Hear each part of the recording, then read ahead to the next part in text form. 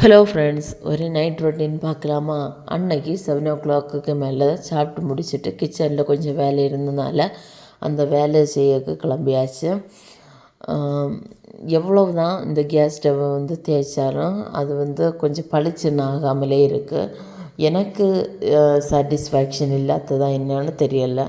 உங்களுக்கு இந்த ஸ்டவ்வை கொஞ்சம் நல்லா பளிச்சுன்னு ஆக்கக்கூடிய ஏதாவது ஒரு லிக்விடு தெரிஞ்சால் கண்டிப்பாக நம்ம கமெண்ட் செக்ஷனில் ஷேர் பண்ணுங்கள்.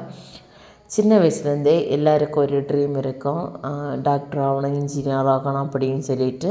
அப்படி நீங்கள் என்னவாக ஆசைப்பட்டீங்க, இப்போ என்னவாக இருக்கீங்கன்னு நம்ம கமெண்ட்ஸில் முடிஞ்சால் ஷேர் பண்ணுங்கள்.